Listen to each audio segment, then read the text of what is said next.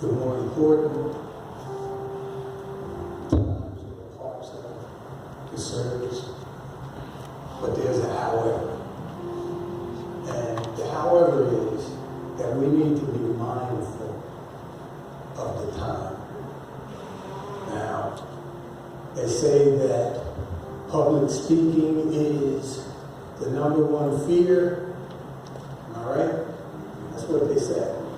But I'm here to tell you that there are some folks that when they get a mic in their hands, all of that fear, all of that goes right out of the window.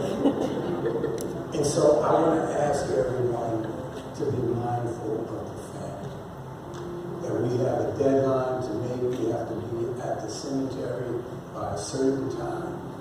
And so I would ask, except for the family, if you would limit your reflections to 2 minutes. Now, if they go a little bit over, you might hear something in the background. You might hear a little bit of that going on. And if you go too far, you might even see me stand up. But I'm not anticipating that happening. I'm just trying to make light of a very important situation. And I know that Betty has touched our hearts in so many different ways. To ask you to share something in 2 minutes truly is a challenge. But we believe that the Holy Spirit is faithful and that the Holy Spirit will see you through. We have a list of family and friends, and we're going to invite them to come up in this order. Chris Lampley, Lillian Carango,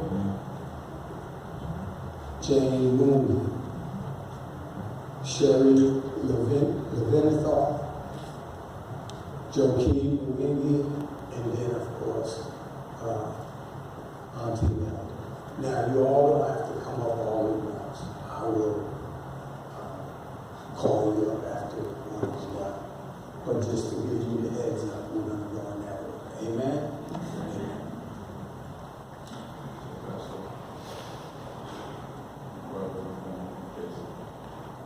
I know Steve gave my brother called me. So, brother, I meant to when we were married. You know, it just sent a chill up my spine. When I first got the opportunity to meet Betty, she was just such a joy. I mean, she said she refused to let me call her sister-in-law. So from that point on, she called me her brother, and I would call her my sister. She had such a beautiful soul. We all go myself from Betty. I've never seen her get upset. Anytime someone did anything negative after her, she would actually just pray for that person. I missed the phone call. She would call me. I live in Alabama. She would call me and just say, "Brother, just want to talk to you, just see how you're doing." And then we would talk and we would just discuss anything. I just felt like I could talk to her about anything. I just want to know, Casey, thank you for sharing her with me and the family. I love her. I love her to death. I really do. Just want to tell everybody thank you.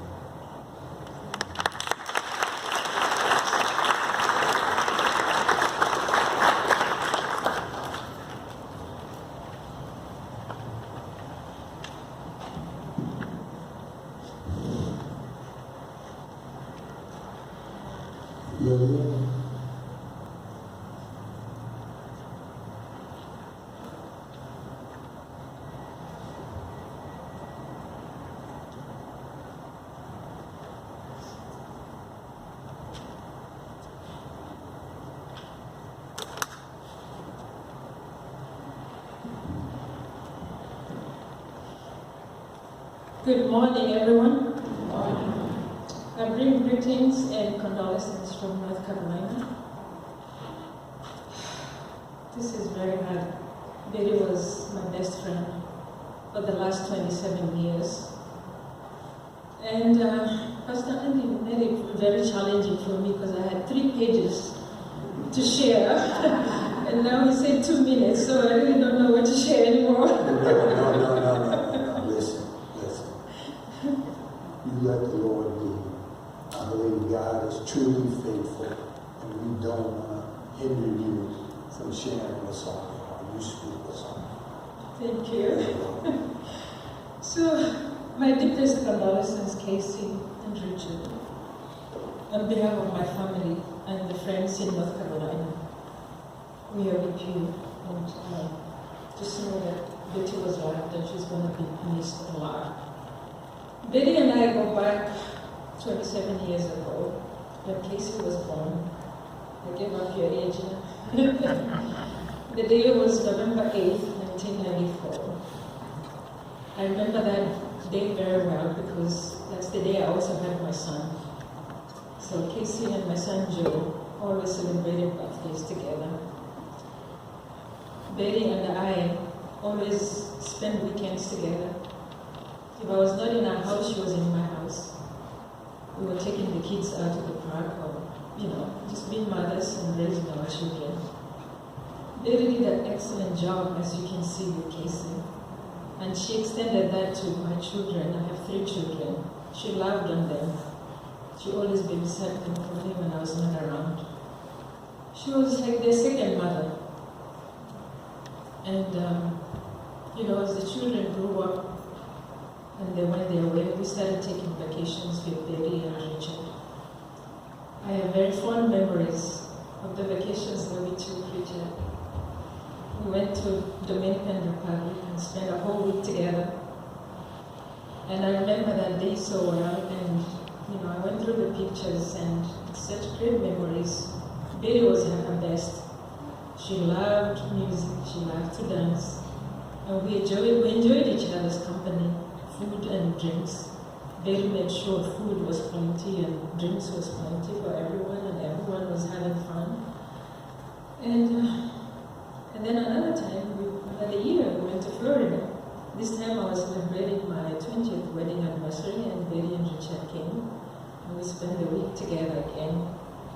And that day is quite memorable because Betty looked so beautiful on that day. You see, my family and I have a tradition of dressing alike. We wear the same dress, in the same color. Especially for that occasion, I had them wear hot pink. But Betty decided to wear something different, because it's Betty. She wore a beautiful dress. I shared this story the other day for those of you who are here. She wore this beautiful long floral dress that was straight from the boutique. It was just elegant and unique, just as Betty. Betty was a woman of fashion. She always looked good. Always looked good. And even, when she and Casey were young, she made sure Casey was looking sharp. Always a nice haircut every week. If my kids' hair wasn't looking good, she took charge. She took them to the salon. She made sure my daughter's hair was looking good and the boys had a haircut. When she took Casey for a haircut, she took my boys too. She made sure they were looking good. That was Betty. Always cared about the people around her. Always loved on them. And, as the years went by, we visited each other quite a bit. They came to my home in North Carolina a couple of times with Richard. And I visited New Jersey quite a bit for work, and every time I did come, I went out for dinner with them. And it was always nice to have Betty. And she called me every once in a while. We didn't always talk, but whenever we did, we picked it right up from where we left it. I don't know what to say. I'm going to miss her dearly. She was the friend that you can always count on. She was always there for you. And I just loved her spirit and her soul. She loved the Lord with all her heart. She served Him. And she's left an example for us to follow. The example is to serve others and serve God with all your heart. That's the legacy that she has left for us. I pray that we continue with that legacy. Thank you all for coming.